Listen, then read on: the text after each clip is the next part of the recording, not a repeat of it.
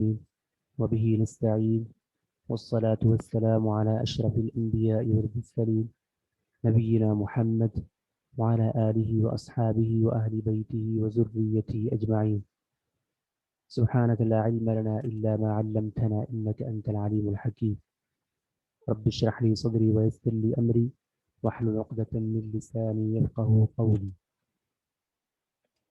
اللهم يسر ولا تعسر وتمم بالخير.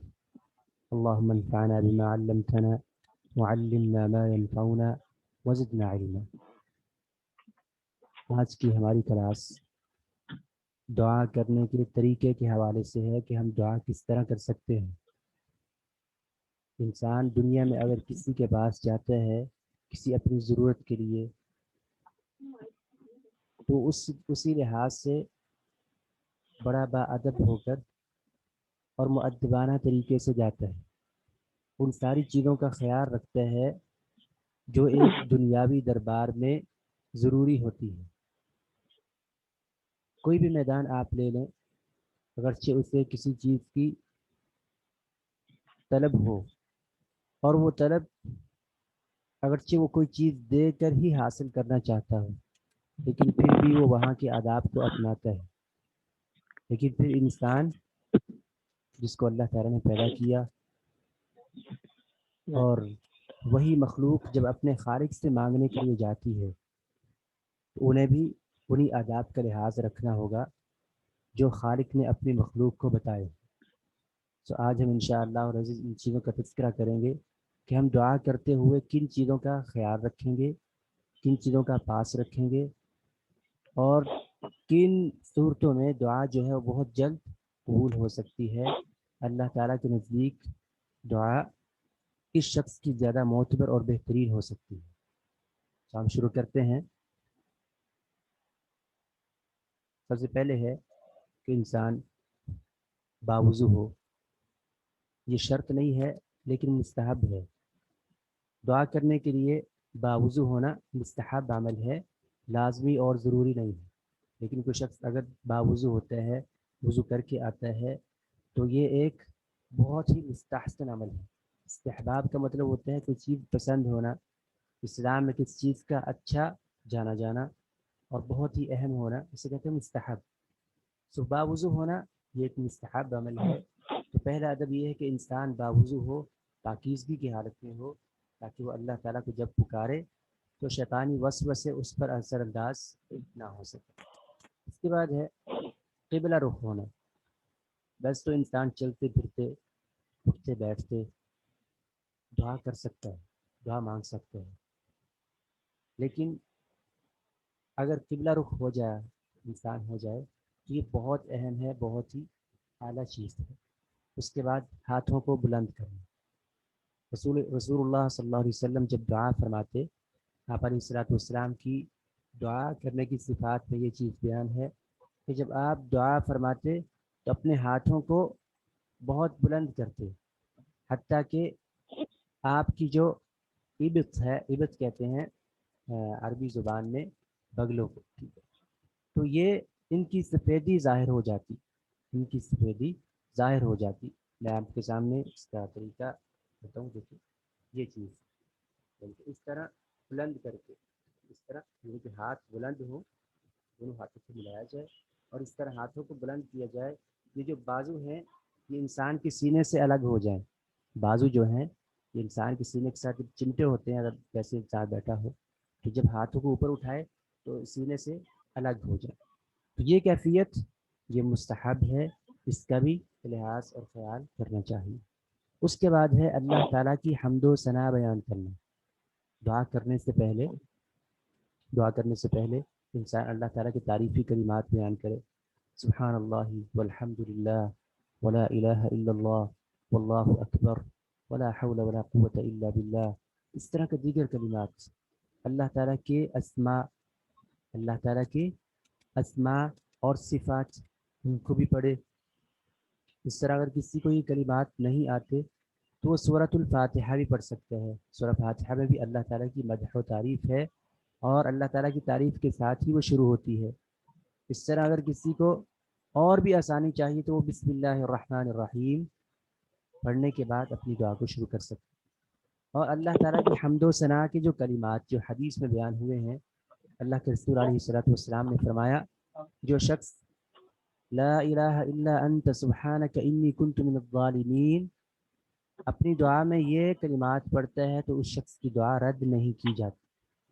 اور اس طرح ہی آپ علیہ الصلوۃ والسلام نے فرمایا الف لام میم اللہ لا الہ الا هو الحی القیوم، اس میں اللہ تعالیٰ کا اسم اعظم ہے، اور اسم اعظم کے ساتھ جب اللہ تعالیٰ سے دعا کی جاتی ہے تو دعا کبھی بھی رد نہیں کی جاتی۔ جب بھی اسم اعظم کے ساتھ اللہ تعالیٰ سے دعا کی جاتی ہے تو دعا قبول ہوتی ہے۔ تو اسم اعظم الف لام میم اللہ لا الہ الا هو الحی القیوم، اس طرح ہی دعا کرتے ہوئے یہ کلمات پڑھنا یا حی یا قیوم برحمتک استغیث، اس طرح یا ذا الجلال والاکرام، یا ذا الجلال والاکرام، یہ حمد و ثنا کے کلمات۔ اس طرح بہت سے اور دیگر کلمات موجود ہیں اور احادیث میں ان کا تذکرہ ہے، سو اختصاراً میں نے آپ کے سامنے اس کا تذکرہ کیا۔ تو اللہ تعالیٰ کی حمد و ثنا بیان کرنا، ٹھیک ہے، اس کے بعد اللہ کے رسول علیہ الصلوۃ والسلام پر درود پڑھنا۔ سب سے بہترین درود کیا ہے؟ وہ درود جو آپ علیہ الصلوۃ والسلام نے ابوبکر صدیق رضی اللہ تعالیٰ عنہ کو سکھایا۔ ابوبکر صدیق رضی اللہ تعالیٰ عنہ آپ علیہ الصلوۃ والسلام سے سوال کرتے ہیں کہ اے اللہ کے حبیب بتائیے کہ میں آپ پر کس طرح درود پڑھوں؟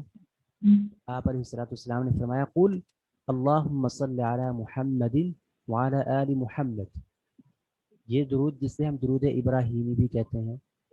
تو یہ درود بہت اہم ہے۔ اللہ تعالیٰ کی تعریفی کلمات کے بعد یہ درود جو درود ابراہیمی ہے، جو مسنون ہے، جو اللہ کے رسول علیہ الصلوۃ والسلام نے ابوبکر صدیق رضی اللہ تعالیٰ عنہ کو سکھایا ہے، یہ پڑھنا چاہیے۔ اللہم صل علی محمد وعلی آل محمد کما صلیت علی ابراہیم وعلی آل ابراہیم انک حمید مجید، اللہم بارک علی محمد وعلی آل محمد کما بارکت علی ابراہیم وعلی آل ابراہیم انک حمید مجید۔ اس کے علاوہ آپ اختصاراً بھی پڑھ سکتے ہیں اللہم صل علی محمد وعلی آل محمد، یہاں تک بھی آپ پڑھ سکتے ہیں۔ یہ بھی پڑھ سکتے ہیں اللہم صل وسلم وبارک علی سیدنا و نبینا محمد، یہ بھی آپ پڑھ سکتے ہیں۔ لیکن افضل کیا ہے؟ افضل وہ ہے جو اللہ کے رسول نے ابوبکر صدیق رضی اللہ تعالیٰ عنہ کو سکھایا ہے۔ اس کے بعد دل کی حاضری، آپ نے حمد و ثنا بیان کر لی، درود پڑھ لیا، اس کے بعد اپنے دل کو حاضر کرنا ہے کہ آپ کا دل مانگنا کیا چاہتا ہے، آپ کے دل میں جو تڑپ ہے وہ کیا ہے، کس چیز کی لگن ہے، اس کے بعد یہ ہونی چاہیے، یعنی کہ دل کی حاضری۔ میں نے اس سے پہلے حدیث آپ کے سامنے بیان کی ہے کہ اللہ کے رسول علیہ الصلوۃ والسلام نے فرمایا اللہ تعالیٰ ایسے شخص ایسے دل کی دعا کو قبول نہیں کرتے جو دل بے پرواہ ہوتا ہے، غافل ہوتا ہے۔ سو دعا کے اندر دل کی حاضری یہ لازمی اور ضروری ہے۔ اس کے بعد خشوع و خضوع اور عاجزی کا اظہار،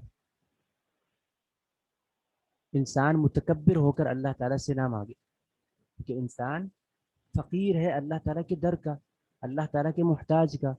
یا ایھا الناس انتم الفقراء الی اللہ، انسان اللہ تعالیٰ کی طرف فقیر ہے، ہر حالت میں اللہ کا فقیر ہے، ہر حالت میں اسے اللہ تعالیٰ سے خیر چاہیے، ہر حالت میں اسے شر سے بچنا ہے، ہر حالت میں اسے اللہ تعالیٰ کی طرف رجوع کرنا ہے، تو اس کے اندر خشوع و خضوع ہو اور عاجزی کا اظہار ہو۔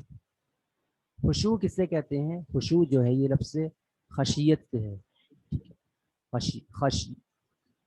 دراصل جب انسان اپنے ماضی کو یاد کرتا ہے تو اسے اپنے کرتوت اور اپنے گناہ یاد آتے ہیں، پھر جب وہ اللہ تعالیٰ سے ڈرتا ہے، یہ جو ڈرنے کی کیفیت ہے اسے کہتے ہیں خشوع، ٹھیک ہے۔ اور خضوع یعنی کہ اپنے آپ کو، اپنے من کو جھکا دینا اللہ تعالیٰ کے سامنے، انسان کے اندر کوئی تکبر، کوئی بڑا پن نہ ہو، انسان یہ محسوس نہ کر رہا ہو کہ میں نے آج نماز پڑھ لی ہے، میں نے آج تہجد پڑھ لی ہے، میں نے آج روزہ رکھ لیا ہے تو اس کا مطلب ہے میں نے بہت کچھ کر لیا۔ تو یہ جو چیز ہے، شیطان جو ایک وسوسہ ڈالتا ہے دل میں کہ تم بہت بڑی چیز ہو، تم نے یہ بھی کر لیا ہے، تم نے کوئی احسان کر لیا ہے اسلام پر، یہ جو چیز ہے یہ بہت غلط ہے، یہ انسانی شیطانی وسوسے۔ تو خضوع کیا ہے؟ انسان اللہ تعالیٰ کے سامنے عاجزی کا اظہار کرے اور یہ سمجھے کہ میں نے کچھ نہیں کیا، میں نے کچھ بھی نہیں کیا، کرنے کے باوجود میں نے کچھ نہیں کیا، اگر کچھ کیا ہے تو اس کا حق ادا نہیں ہوا۔ یہ چیزیں ذہن میں رکھے اور پھر اللہ تعالیٰ سے دعا کرے۔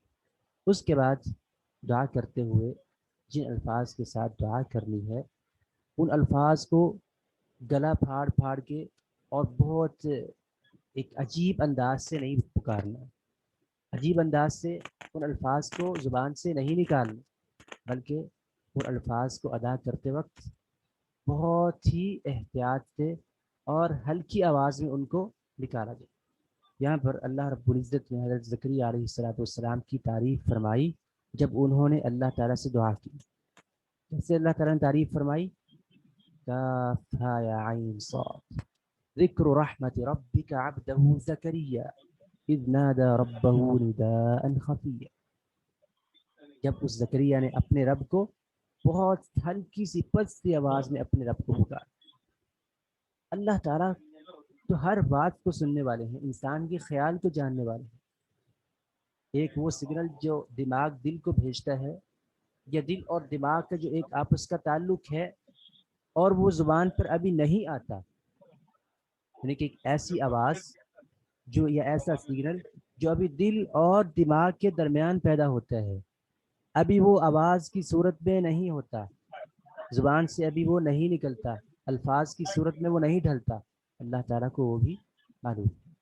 اس لیے اللہ تعالیٰ پست آوازوں کو جانتے ہیں، اس لیے آواز کو با ادب کے ساتھ پست رکھنا ہے، بہت اس کو بلند نہیں کرنا۔ اس طرح اللہ رب العزت فرماتے ہیں ادعوا ربکم تضرعا وخفیا، تم اپنے رب کو پکارو تضرعا وخفیا، گڑ گڑاتے ہوئے اور آہستہ آواز میں۔ گڑ گڑانا ہے تو بھی آہستہ آواز میں، گڑ گڑاتے ہوئے بھی آواز کو اس طرح نہیں بلند کرنا کہ جو آداب ہیں وہ ملحوظ خاطر ہی نہ رہیں، آداب سے ہی انسان کہیں اور نکل جائے، باہر نکل جائے۔ سو آواز کو پست کرنا یہ بھی دعا کے آداب میں ہے۔ اس کے بعد اچھے الفاظ کا انتخاب۔ اس سے پہلے میں آپ لوگوں سے سوال کروں گا کہ آج آواز میں کوئی شور تو نہیں ہے کسی قسم کا؟ آواز کلیئر ہے؟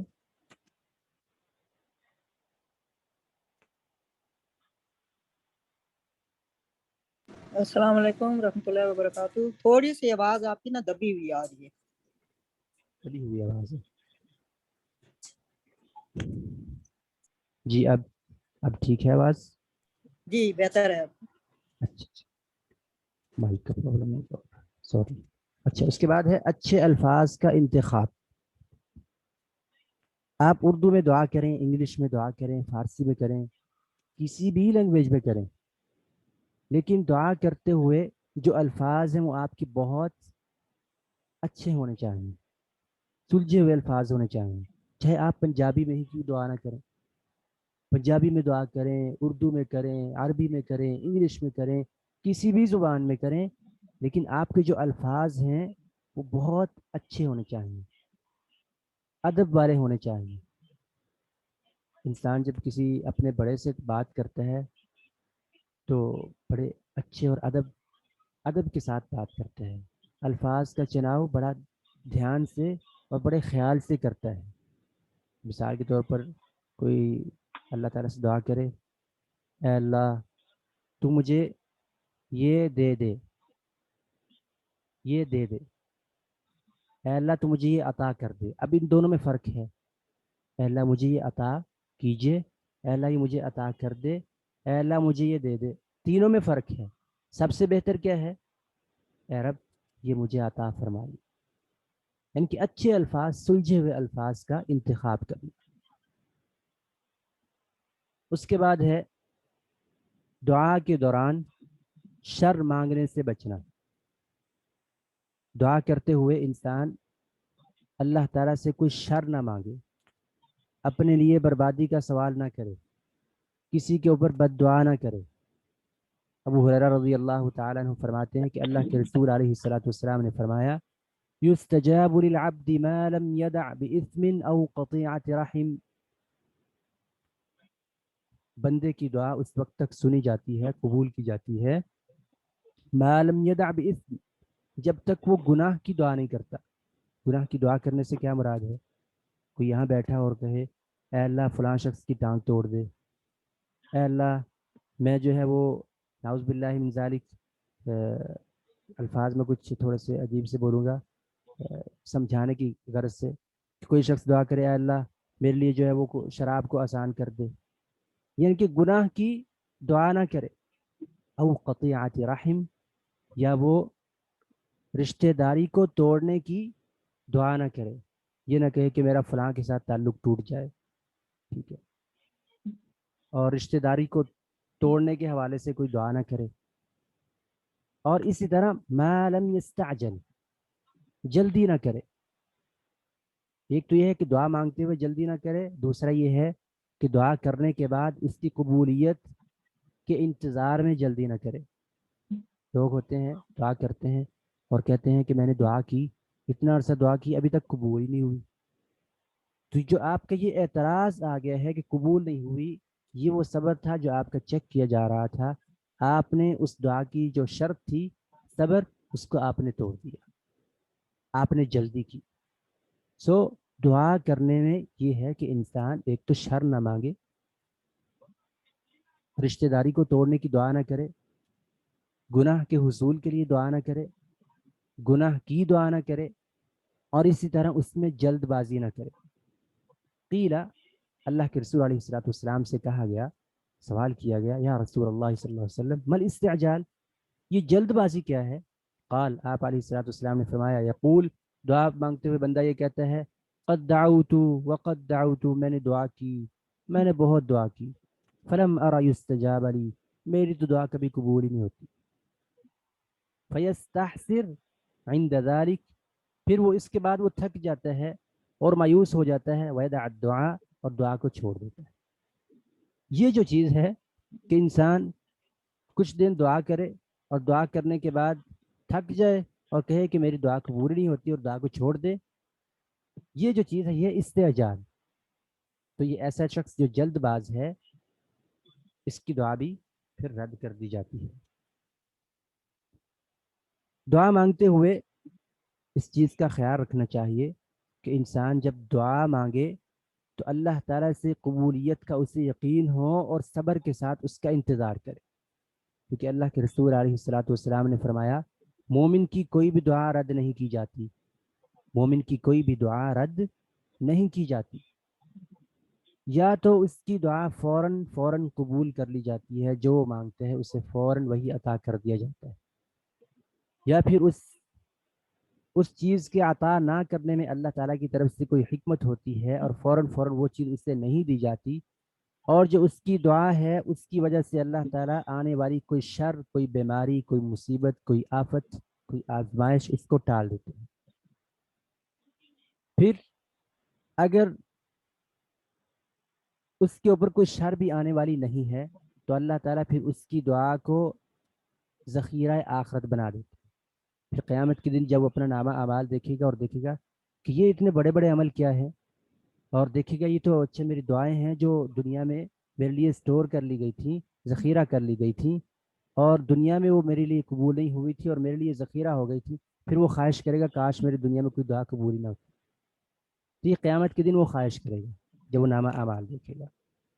تو اس لیے مومن کی دعا، جو مومن ہے، موحد ہے، پکا مومن ہے، اس کی تو کوئی دعا ضائع ہوتی ہی نہیں ہے، اس کی تو دعا ایسے ہو ہی نہیں سکتا کہ اس کی دعا جو ہے وہ قبول نہیں ہوئی یا کوئی ضائع ہو گئی ہے، ایسا معاملہ اس کے ساتھ ہوتا ہی نہیں۔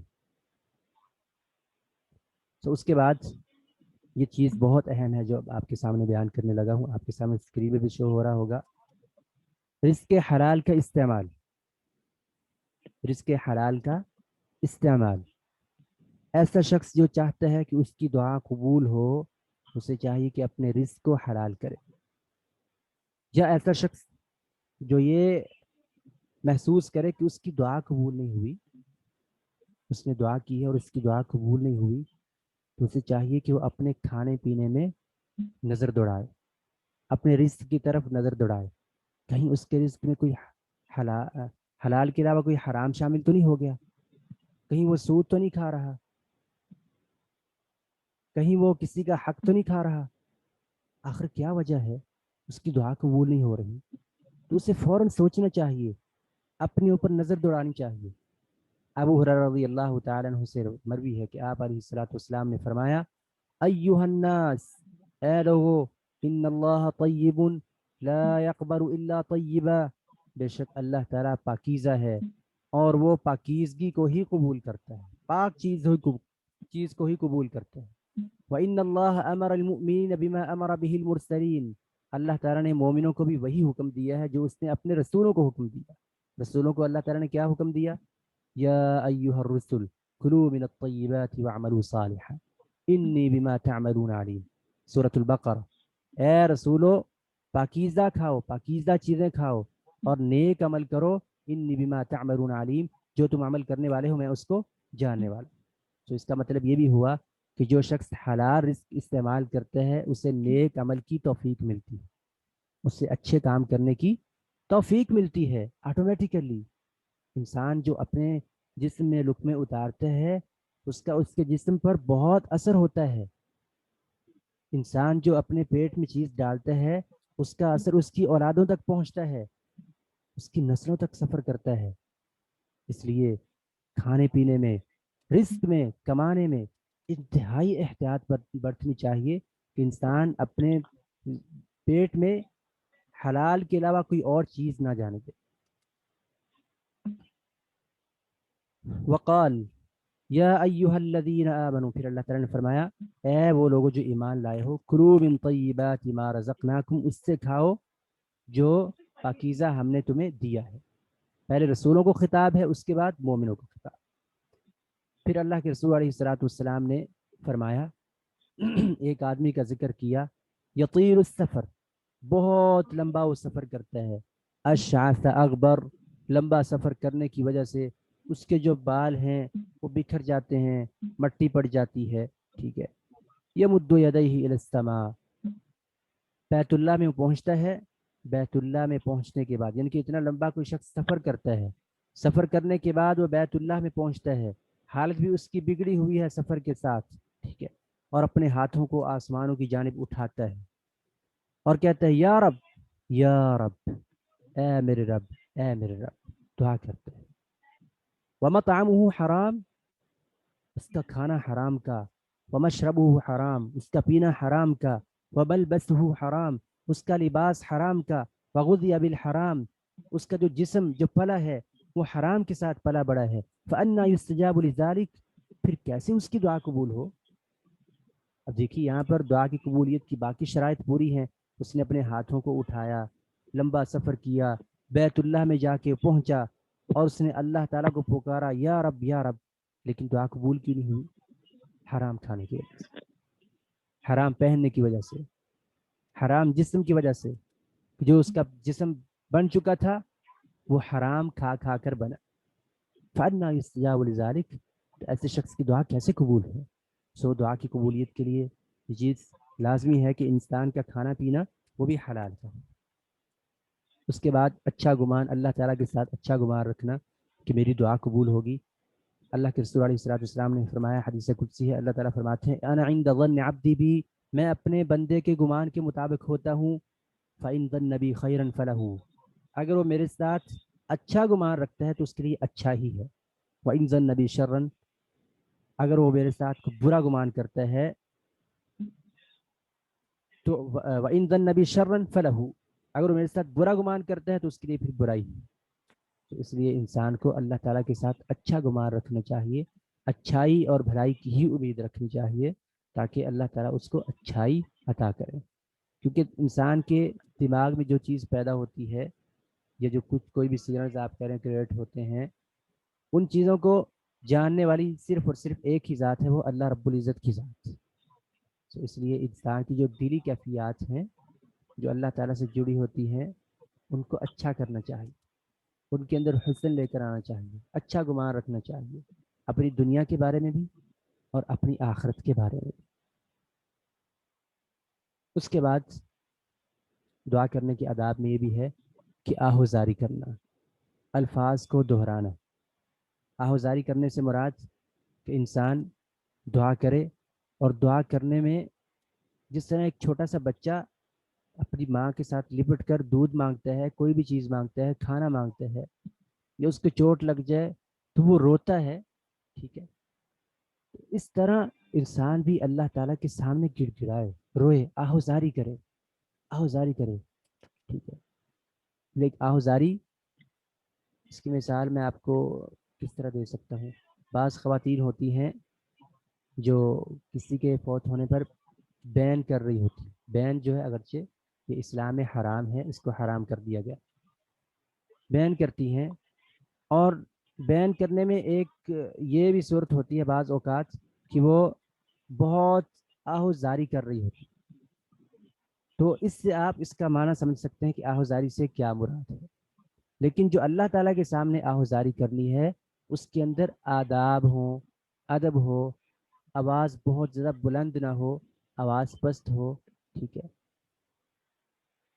اور اس طرح جو چیز انسان مانگنا چاہتا ہے ان کو بار بار دہرا. آپ کو کسی چیز کی ضرورت ہے، ٹھیک ہے، جو میں نے آداب بتائے ہیں اس سے پہلے ان سب کا آپ خیال رکھیں. اور اس کے بعد جو چیز آپ مانگنا چاہتے ہیں اس کو بار بار دہرائیں، بار بار دہرائیں. اے اللہ یہ مجھے دے دے، اللہ بس میں نے تجھ سے ہی یہ لینا ہے، اے اللہ میں تجھ سے ہی یہ مانگنا چاہتا ہوں، میں اور کس سے مانگوں گا، میرا اور دنیا میں کوئی نہیں، میں تیرے ساتھ کسی کو شریک نہیں ٹھہراتا، میں صرف تجھ سے ہی، میں تجھے ہی صرف ایک رب مانتا ہوں، تجھے ہی الہ مانتا ہوں، تیری ہی صرف عبادت کرتا ہوں، میں تجھ پر یقین رکھتا ہوں، بس تو مجھے یہ دے. تو یہ اس طریقے سے بار بار جو ہے الفاظ کو، اپنی دعا کو دہرانا، ٹھیک ہے. یہ بھی آداب ہے. یہاں پر ایک حدیث ہے، بریدہ رضی اللہ تعالیٰ عنہ سے کہتے ہیں کہ میں نے اللہ کے رسول علیہ الصلوۃ والسلام سے سنا، اللہ کے رسول علیہ الصلوۃ والسلام نے ایک آدمی کو یہ کہتے ہوئے سنا. وہ یہ کلمات پڑھ کے دعا کر رہا تھا، اللہم انی اسألک بانی اشہد انک انت اللہ الذي لا إله إلا أنت الأحد الصمد الذي لم يلد ولم يولد ولم يكن له كفوا أحد. یہ الفاظ اس نے اپنی دعا میں پڑھے. آپ علیہ الصلوۃ والسلام نے فرمایا والذی نفس محمد بیدہ، اس ذات کی قسم جس کے ہاتھ میں محمد کی جان ہے صلی اللہ علیہ وسلم، لقد سأل اللہ باسمہ الاعظم، اس شخص نے اللہ تعالیٰ کے اسم اعظم کے ساتھ دعا کی ہے. اذا سئل به اعطی، جب اس کے ساتھ سوال کیا جاتا ہے تو عطا کیا جاتا ہے. وَإِذَا دُعِيَ بِهِ أَجَابَ، جب اس کے ساتھ دعا کی جاتی ہے تو دعا قبول ہوتی ہے. یہ بھی مستحب عمل ہے کہ انسان جب دعا کرے، دعا کرنے میں جو حمد و ثناء کے الفاظ ہیں وہاں پر ان الفاظ کو پڑھے، اللہم انی اسألک بانی اشہد انک انت اللہ لا الہ الا انت الاحد الصمد الذی لم یلد ولم یولد ولم یکن له کفوا احد. ان الفاظ میں اللہ تعالیٰ کا اسم اعظم ہے. ہم بالتحدید نہیں کہہ سکتے کہ اسم اعظم یہ ہے، یہ ہے، یہ ہے، نہیں. اللہ کے رسول نے اس کی حد بندی نہیں فرمائی اور فرمایا ہے کہ اسم اعظم ہے، لہٰذا ہمیں یہ سارے کلمات پڑھنے چاہیے. اور اسی طرح دعا کرنے میں اس چیز کا خیال رکھنا چاہیے کہ انسان خالصتاً اللہ تعالیٰ سے دعا کرے، خالصتاً اخلاص کے ساتھ. شرک، بدعت اس میں دور تک بھی تصور نہ ہو. صرف اور صرف اللہ تعالیٰ سے مانگنا ہے، صرف اور صرف اللہ تعالیٰ سے مانگنا ہے. کسی غائب انسان سے، کسی بھی حجر سے، کسی بھی شجر سے، کسی بھی چیز سے نہیں، صرف اور صرف اللہ تعالیٰ کی ذات سے. اب ان کلمات پر اگر آپ غور کریں جو دعا میں ہیں، اس کا مطلب کیا ہے؟ اے اللہ میں تجھ سے سوال کرتا ہوں اور میں گواہی دیتا ہوں انک انت اللہ، صرف تو ہی اللہ ہے، تو ہی عبادت کے لائق ہے، تو ہی مانگنے کے لائق ہے، کہ صرف تجھ ہی سے مانگا جائے. لا الہ الا انت الاحد الصمد الذی لم یلد ولم یولد. وہ ذات کہ جس کی بادشاہی ایسی بادشاہی ہے کہ جس کا کوئی مقابلہ نہیں کر سکتا. الذی لم یلد ولم یولد، اور وہ ذات جو نہ تو کسی کی اولاد ہے اور نہ ہی اس کی کوئی اولاد ہے. ولم یکن لہ کفوا احد، اس کا کوئی ہمسر نہیں. یہ اللہ تعالیٰ کی تعریف کے کلمات ہیں. یہ کلمات پڑھنے کے بعد پھر آپ درود شریف پڑھیں، اور درود شریف پڑھنے کے بعد پھر اللہ تعالیٰ سے مانگیں، دعا کریں. اس کے بعد دعا کے اختتام پر کیا کرنا ہے؟ دعا کے اختتام پر بھی سیم وہی طریقہ جس طرح آپ نے ابتدا کی تھی شروع میں اللہ تعالیٰ کی تعریفی کلمات، پھر درود. اس طرح اختتام پر بھی درود اور اللہ تعالیٰ کی حمد و ثنا ان کو پڑھنا ہے اور اپنی دعا کو ختم کرنا ہے. جیسا کہ ہم دعا کے اختتام پر کہتے ہیں سبحان ربک رب العزت عما یصفون وسلام علی المرسلین والحمد للہ رب العالمین. تو اللہ تعالیٰ کی تعریف پر انبیاء پر درود بھیجنے کے ساتھ ہم اپنی دعا کا اختتام کر لیتے ہیں.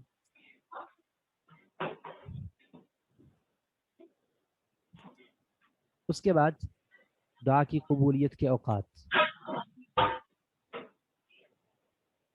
یہ ہے دعا کے آداب. دعا کے آداب اختصاراً میں ایک دفعہ پھر آپ کے سامنے ریوائز کر دیتا ہوں، دہرا دیتا ہوں.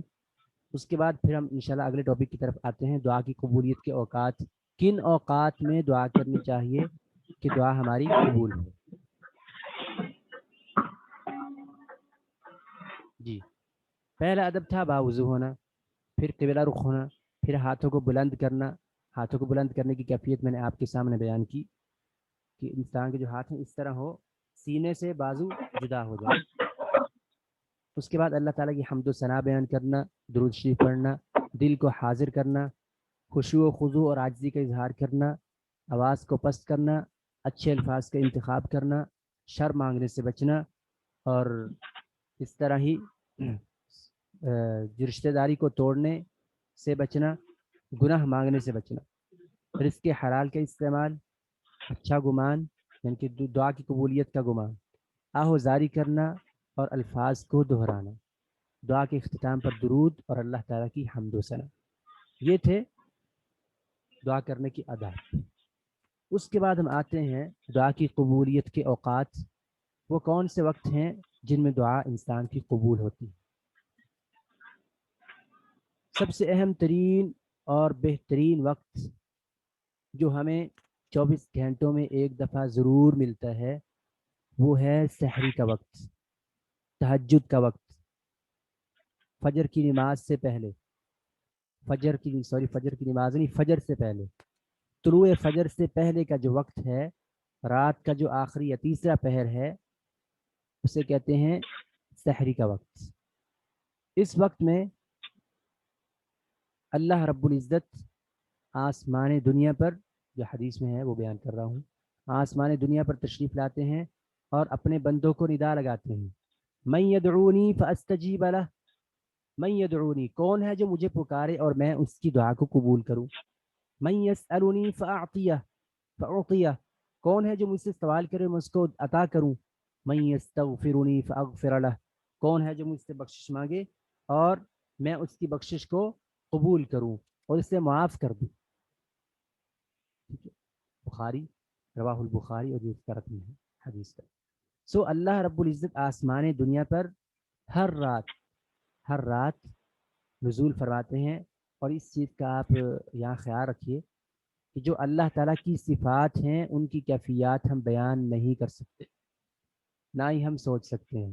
جس طرح اللہ تعالیٰ کے لائق ہے وہ اسی طرح ہی نزول فرماتے ہیں، اس کی ہم کوئی کیفیت بیان نہیں کر سکتے.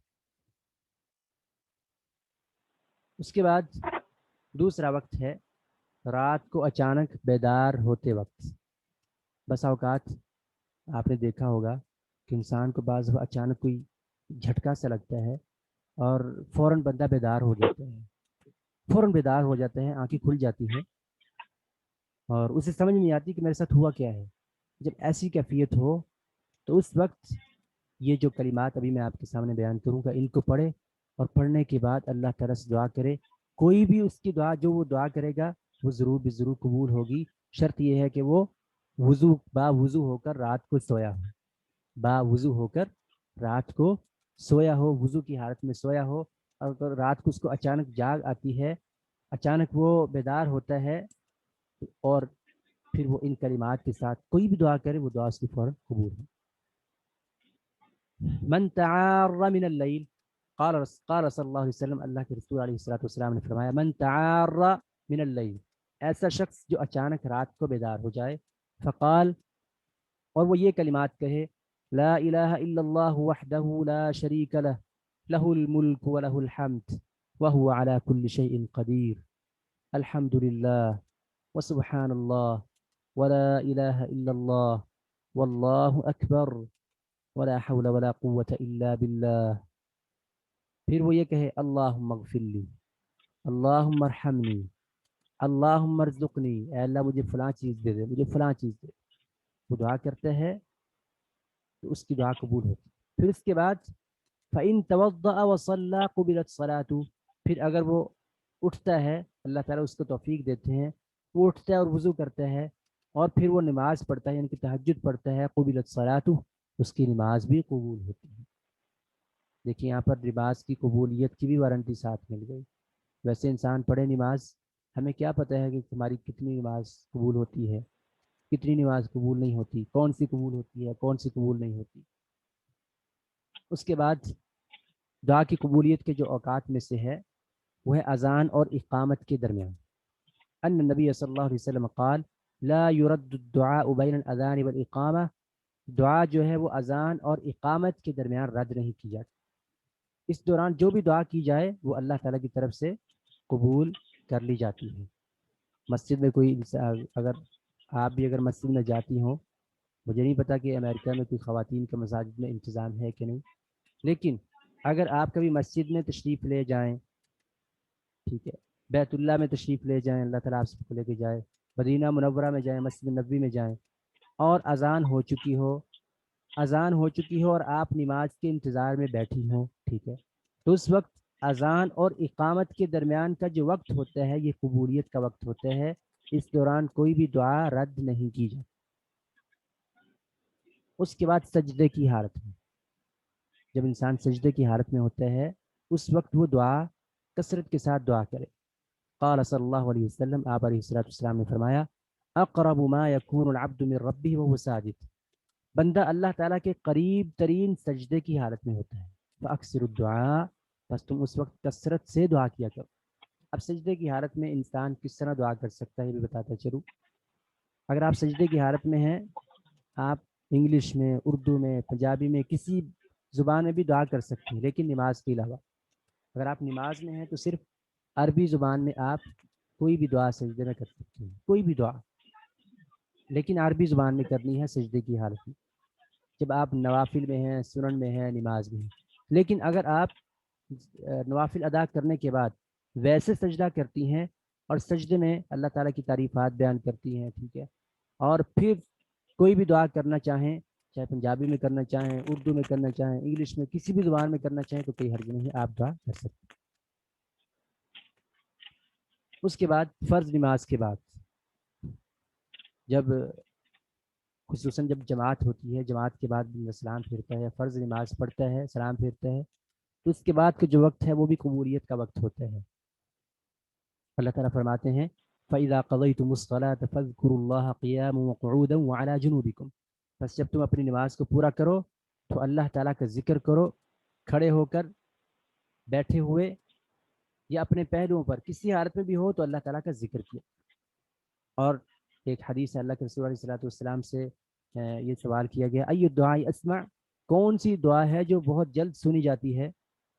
تو آپ علیہ الصلوۃ والسلام نے فرمایا قال جوف اللیل الاخر، رات کے آخری پہر میں. یہ جو رات کا آخری پہر ہے یہ سب سے پہلے میں نے آپ کے سامنے بیان کیا اوقات سے اجابت الدعوہ میں، ٹھیک ہے. یہ جو ہے جوف اللیل الاخر، رات کا آخری پہر، یہ تو بہت ہی اہم ہے.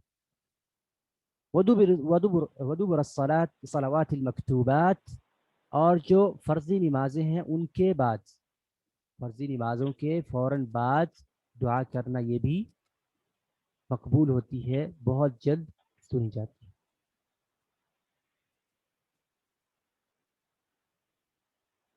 اس کے بعد ہے جمعۃ المبارک کے دن ایک گھڑی آتی ہے، اس میں انسان کوئی بھی دعا کرے تو وہ دعا فوراً قبول ہو جاتی ہے.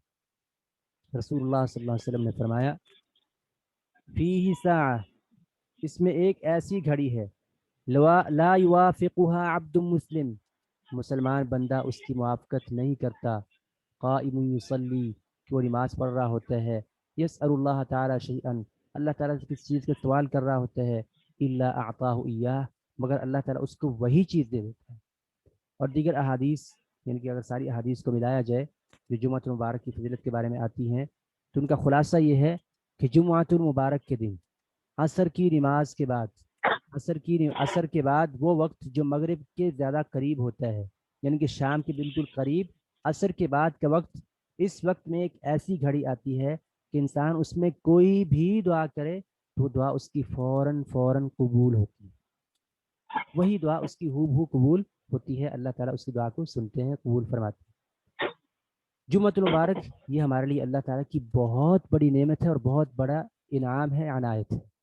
اللہ تعالیٰ نے یہ جو جمعہ کا دن ہے، یہ حدیث میں آتا ہے نصرانیوں اور یہودیوں سے بچا کر مسلمانوں کے لیے رکھا، ان کو ہفتہ اور اتوار کا دن دیا اور ہمیں یہ جمعہ کا دن دی، اور یہی وجہ ہے کہ یہ جو لوگ ہیں یہ ہم سے حسد کرتے ہیں اور اسے کہتے ہیں بلیک فرائیڈے، اس کا نام دیتے ہیں، جبکہ یہ جمعہ بلیک فرائیڈے نہیں ہے، یہ بلیک فرائیڈے ہے، یہ اللہ تعالیٰ کی طرف سے عطا ہے۔ یہ وہ دن ہے جس نے اللہ تعالیٰ نے آدم علیہ السلام کو پیدا فرمایا اور اس دن ان کو جنت میں داخل کیا، اور جنت سے اس دن ہی یعنی کہ آدم علیہ السلام کو زمین پر بھیجا گیا، اور جمعہ کے دن ہی قیامت قائم ہوگی، یعنی کہ جمعہ کے دن قیامت قائم ہوگی تو انسان جنت میں، جو مومن ہے جنت میں جائیں۔ تو جمعہ کا دن بہت ہی مبارک ترین دن ہے۔ اس طرح جمعہ کے دن ایک اور وقت بھی آتا ہے جس میں دعا انسان کی قبول ہوتی ہے، وہ جب امام خطبہ دے رہا ہوتا ہے، امام جب ممبر پر خطبہ دے رہا ہوتا ہے تو اس وقت، یا جب وہ دو خطبوں کے درمیان تھوڑا سا بیٹھتا ہے، 1 یا 2 منٹ بیٹھتا ہے دو خطبوں کے درمیان، وہ جو وقت ہے وہ بھی قبولیت کا وقت ہوتا ہے۔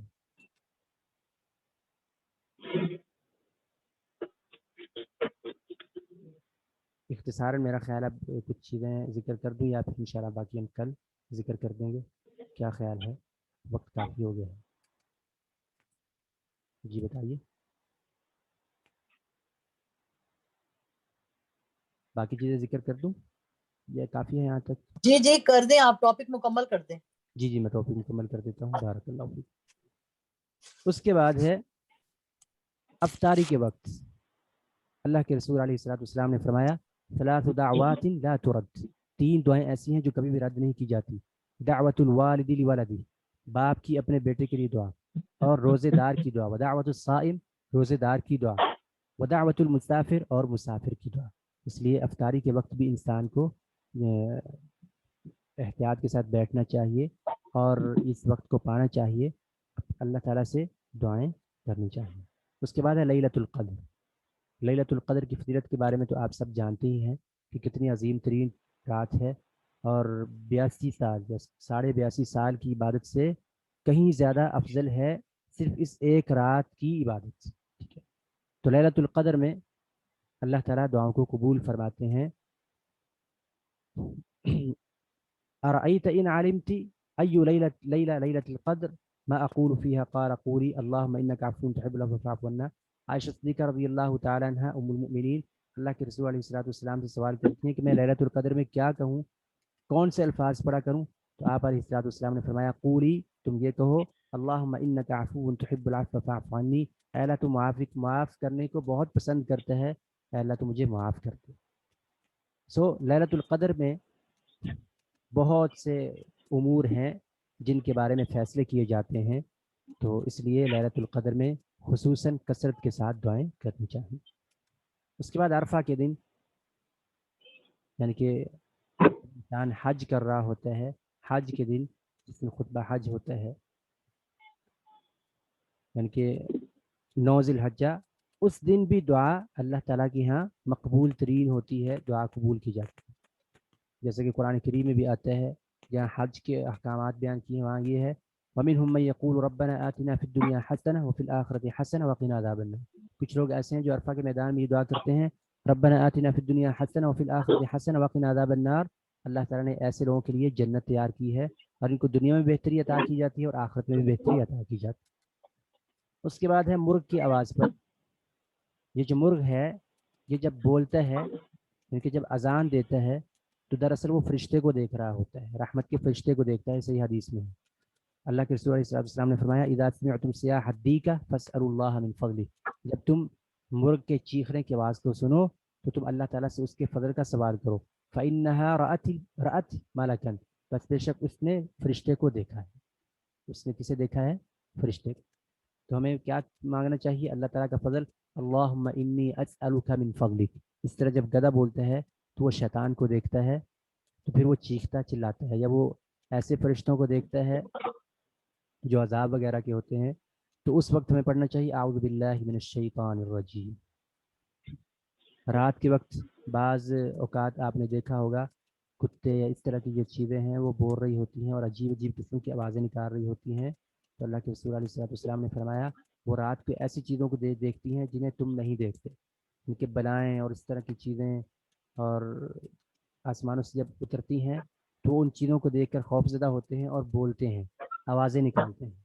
तो उस वक्त फिर हमें पढ़ना चाहिए ला हौला वला कुव्वता इल्ला बिल्लाह, और अल्लाह ताला की पनाह में आना चाहिए। उसके बाद है जमजम पीते वक्त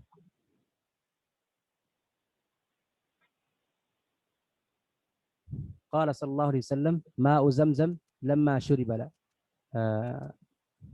हदीस का जो मुकम्मल यहाँ पर वो रह गया है हिस्सा, यानी कि जब इंसान जमजम पी रहा हो तो उस वक्त भी वो दुआ करे, उस वक्त भी उसकी दुआ कबूल की जाती है। और इसमें बड़े तजर्बात भी हैं, लोग अपने तजर्बात भी शेयर करते हैं।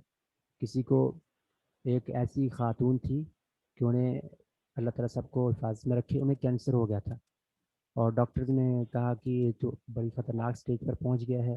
उसने क्या किया, उसने बैतुल्लाह का रुख किया और उसने कोई खाना नहीं खाया, सिर्फ और सिर्फ जमजम पिया और गिड़गिड़ा कर अल्लाह ताला से दुआएं की।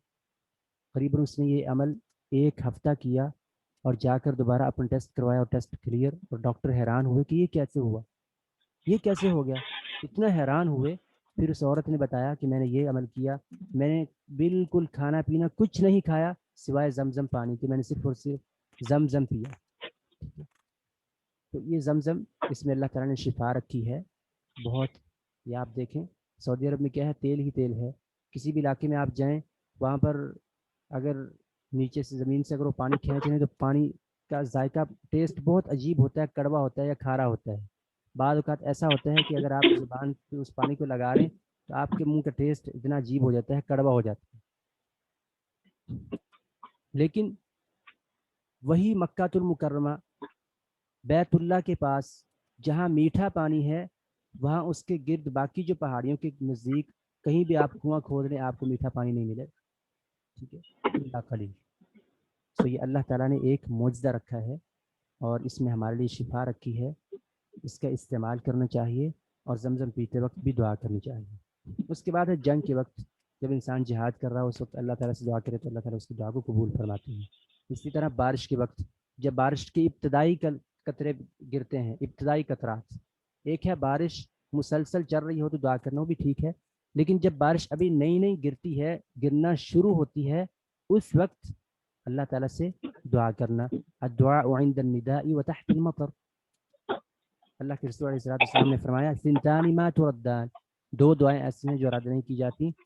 एक वो दुआ जो अजान के वक्त की जाती है, और इस तरह एक वो दुआ जो बारिश के नाजिल होते वक्त की जाती है। इस तरह सफ़र में, इंसान जब सफ़र में होता है तो अल्लाह ताला से दुआएं करते रहना चाहिए उससे, और अल्लाह ताला के साथ अपने ताल्लुक़ को मजबूत रखना चाहिए। सफ़र में अल्लाह ताला मुसाफिर की दुआ को कबूल फरमाते हैं। सो यहाँ तक अल्हम्दुलिल्लाह हमारा टॉपिक मुकम्मल हुआ। आगे हम मुस्तजाबुद दावात, कौन लोग हैं जिनकी दुआ कबूल की जाती है, अफराद कौन से हैं जिनकी दुआ कबूल होती है, इंशाअल्लाह हम कल जिक्र करेंगे। और साथ में जो दुआएं याद करने के हवाले से है उसकी तरफ हम इंशाअल्लाह बढ़ेंगे। तो यह हम अपनी बात को मुकम्मल करते हैं। किसी को जो सवाल हो वो सवाल कर सकते हैं। बारकल्लाहु फीकुम। जज़ाकल्लाह खैर।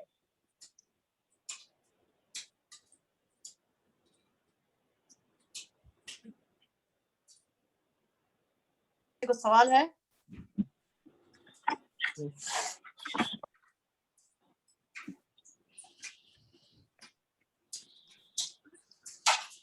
नहीं है तो फिर आप दुआ करा दें। जी मैं दुआ कर